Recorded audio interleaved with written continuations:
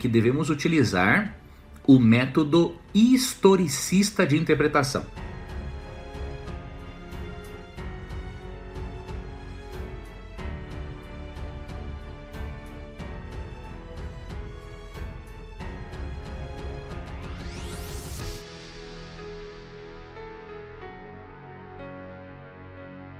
Ou seja, usamos a Bíblia e analisamos os dados históricos aos quais a Bíblia se refere, os dados históricos que mais se conectam com o texto bíblico. O método historicista, ele considera que Deus atua no passado, no presente e no futuro. O segundo pressuposto que devemos usar é de que os livros apocalípticos como Daniel e Apocalipse, recapitulam eventos para ampliá-los, tá? Então, o livro de Daniel, por exemplo, tem alguns blocos principais, tá? O primeiro bloco, né, principal do livro de Daniel, bloco profético, estou me referindo, é o capítulo 2, que tem o sonho da estátua de Nabucodonosor, e Cristo é a pedra que destrói a estátua. Então sempre Cristo é o foco dos blocos proféticos do livro de Daniel. O segundo grande bloco profético, no capítulo 7, né, onde Cristo aparece como Filho do Homem. Daniel 8, Cristo aparece como Príncipe do Exército do Senhor. E no quarto bloco profético, que vai do capítulo 10 ao 12, Cristo aparece como Miguel. Então, Cristo é o personagem central da profecia e mostra que Cristo está atuante ao longo de toda a história, tá? O capítulo 11, ele contém algumas informações históricas muito interessantes que batem com algumas informações que já haviam sido dadas nos capítulos 7 e no capítulo 8. Então, como existe na profecia a recapitulação, então Daniel 11 recapitula alguns aspectos e amplia outros. Então é comum isso na profecia apocalíptica existir a recapitulação, tá? Tanto que você vê mais de uma vez isso até mesmo no livro do Apocalipse, né? Então você vê, por exemplo, 7 igrejas, 7 selos. Então, às vezes um mesmo acontecimento ele vai se ampliando, né? E se apresentando de uma forma diferente ou de uma forma mais ampla. Bom, vamos aqui então para Daniel 11. Daniel 11, no verso 2, você lê sobre os reis da Pérsia, tá? Eu aqui já fiz umas anotaçõezinhas para passar para você e depois eu vou passar isso escrito para vocês, tá bom? Os reis da Pérsia, em primeiro lugar, no capítulo 10, verso 1, de acordo com o método historicista, é uma referência a Ciro. E os demais reis que depois sucederam Cambises II, Gálmata e Xerxes. Tá? Em Daniel 11, 13 e 4 fala dos reis da Grécia. Então é Alexandre o Grande, né? E os 4 generais que comandaram, né, depois que Alexandre o Grande morreu e o Império Grego se esfacelou. Né? Então Lisímaco, Cassandro, Ptolomeu e Seleuco. Tá? Então essa identificação dos reis da Grécia em Daniel 11, 13 e 4. Veja que esses reis aqui, especialmente Alexandre o Grande, você já vê menções a ele em Daniel 7. Então veja, o capítulo 11 está ampliando alguns aspectos do capítulo 7. Né? Aí você vai para o rei do sul e rei do norte. Primeiro você tem que fazer a aplicação local, ou seja, a aplicação primária do texto para depois a secundária, tá? Na aplicação primária ali, o rei do sul é o Egito, né, governado pelos Ptolomeus. O rei do norte se refere à Síria, governada pelos Seleucidas, tá? Esses 2 impérios controlaram o território de Israel. Então Deus mostra o surgimento desses reinos e reis opressores ao longo da história. E Deus utilizou esses reinos para castigar o seu próprio povo que foi rebelde. Em Daniel 11:6, a referência ali é o rei do Egito, Ptolomeu II, e o rei Antíoco II da Síria.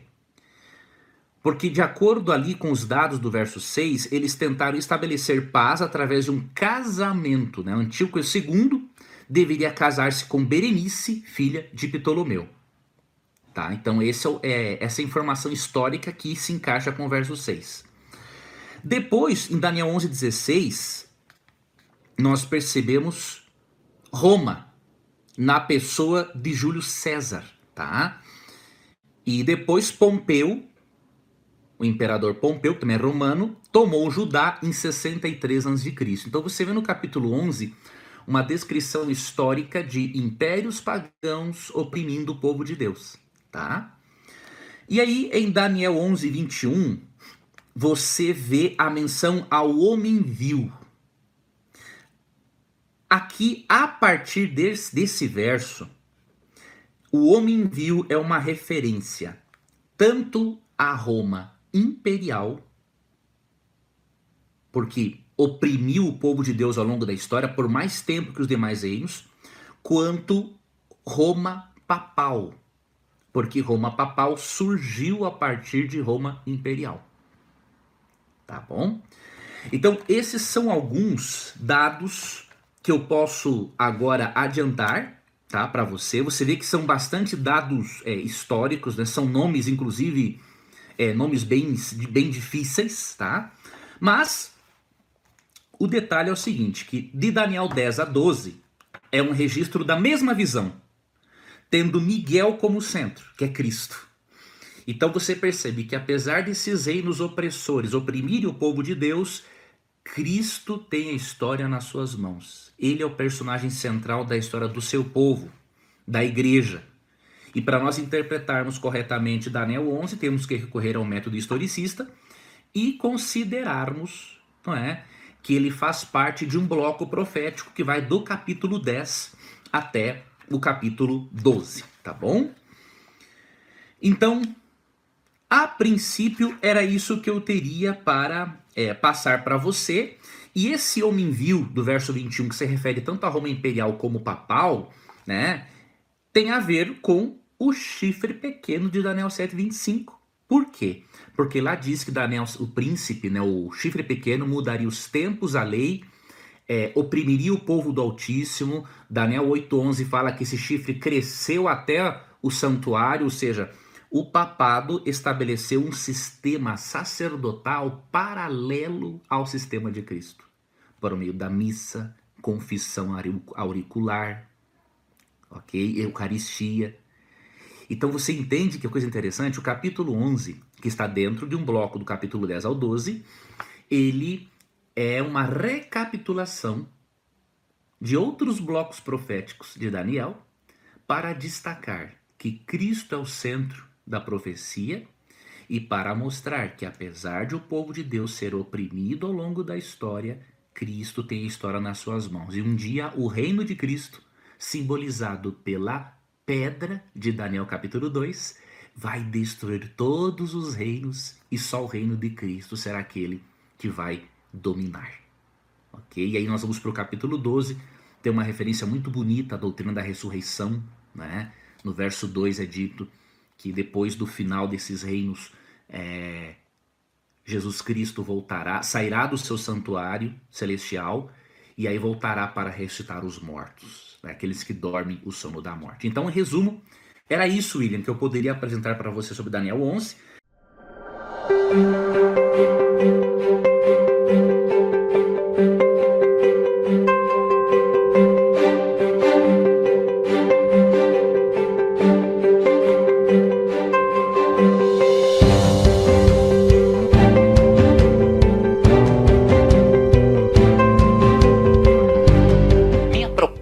Com a ajuda da Bíblia e de uma atividade chamada Roda da Vida, tirar um raio-x de toda a sua vida para que você possa entender aonde você se encontra agora e aonde você quer chegar depois. A origem dos nossos problemas financeiros está na infância e no cérebro, porque é na infância que nós aprendemos a registrar crenças limitantes sobre o dinheiro. E essas crenças limitantes não afetam só a sua vida financeira, afetam todo o seu ser, e estas crenças tornaram você no que você é hoje.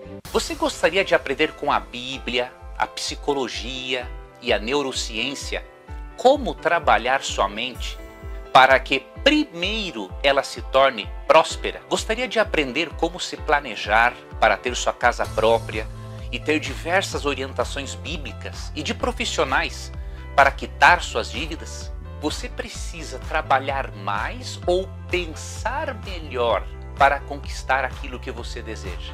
Você saberá e aprenderá a montar um plano de ação, um mapa, que vai ajudar a você a sair de um estado agora, no qual você se encontra, e a chegar no estado que você deseja. Você receberá como presente uma planilha para controle de gastos e realização de sonhos. Também terá uma aula introdutória sobre investimentos e uma palestra gratuita de mais de 2 horas sobre empreendedorismo cristão. O curso tem 25 aulas que lhe ajudarão a superar seus anseios, imprimir valores em sua mente e lhe dar o mapa para que tenha o padrão de vida que os filhos de Deus podem ter. Você já ouviu falar dos arquivos bíblicos de prosperidade?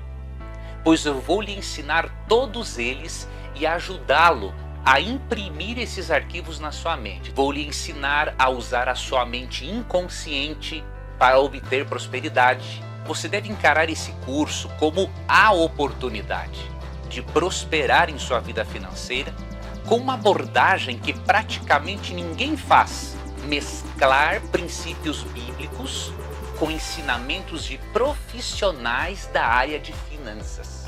Seja muito bem-vindo ao curso de Saúde Financeira Bíblica, Inteligência Financeira Bíblica.